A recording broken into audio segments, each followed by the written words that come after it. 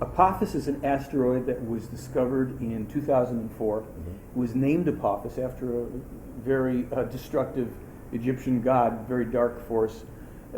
Probably no coincidence that it was named that.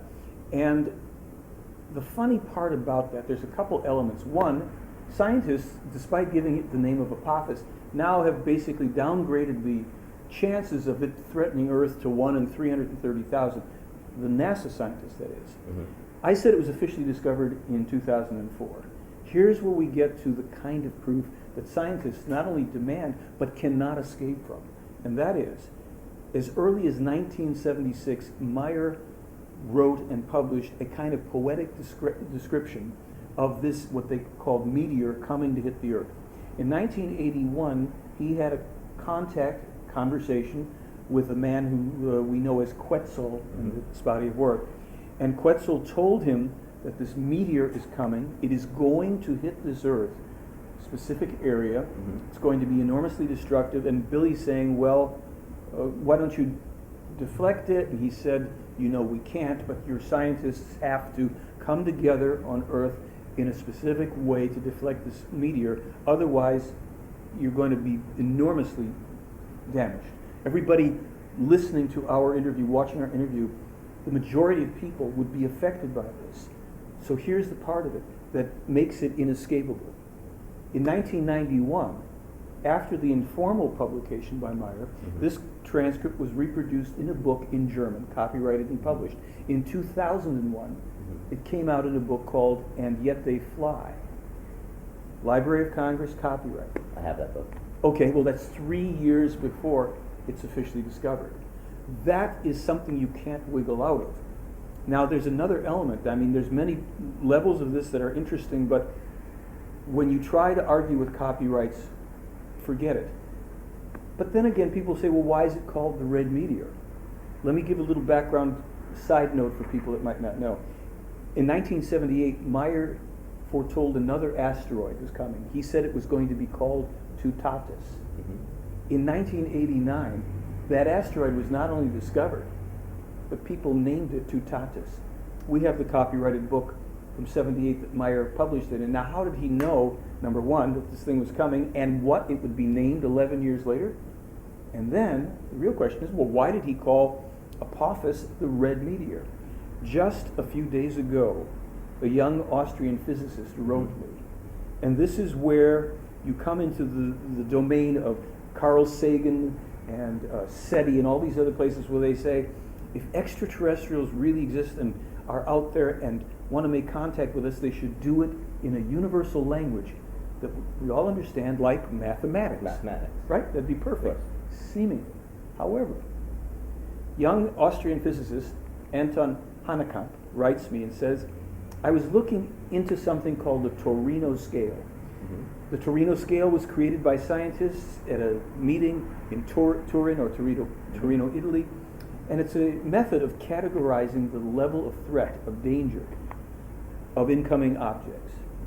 They have a numerical scale from 0 to 10, 0 being least, 10 being most.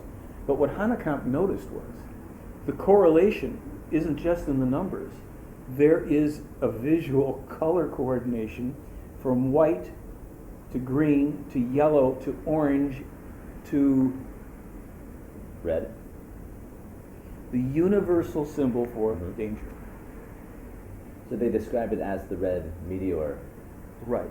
As a synonym for dangerous meteor. Right. Take us all out. Yeah, and by mentioning that, you also would bring us back to saying, well, wait a minute, supposedly it's an asteroid.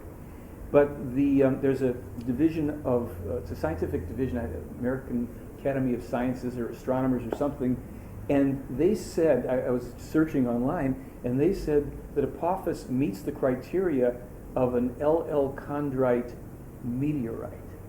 Now, the thing to remember here, there is no wiggle room. Why do I say that?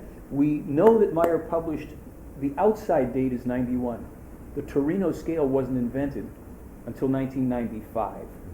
That means that the extraterrestrials not only spoke to us in the simplest of universal languages, they foresaw that scientists on Earth would create that scale with the color language. So they wouldn't have to worry about mathematics because every man, woman, and child, every animal seeing red has that reaction. We are It's a conditioned. universal symbol for Universal for danger. For danger. Yeah. So that is established, that's in there, plus they describe it as the meteor to give us the clue additionally, because a meteor or a meteorite only describes an object that makes impact with the Earth, not that is floating around in space and flies by.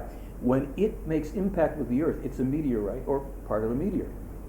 So we have inescapable scientific proof, communication from more advanced intelligences, speaking the simplest and plainest of language to say, this is coming, it's dangerous, and it will hit your Earth unless you come together and prevent it. Was that the Enoch Prophecies that was from? No. Or this was later? This was actually, as I say, first as a poetic form in 76, then 81. Around 1981, which you may not know, was an earlier publication of a chunk of the Enoch Prophecies too. Okay. The interesting thing, and I'm glad you brought up the Enoch Prophecies, is I went back to them and I looked, and they're pretty severe and intense, and they foretell things, some of which have already happened, and some of which we only hope won't. I didn't see the meteor striking. And the reason I'm so excited about it is because you have a network, you have an audience of people. The advice throughout all the Meier material, with the exception of the specific advice from the Plejaren that your scientists must come together and create something to deflect this, and they tell us how with a nuclear weapon, and the Russians apparently read it and are now wanting to bring scientists together to do it.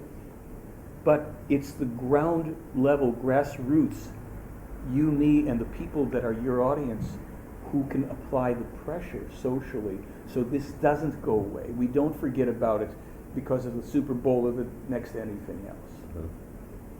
So we need to nuke the Apophis? No, actually not Or nuke it.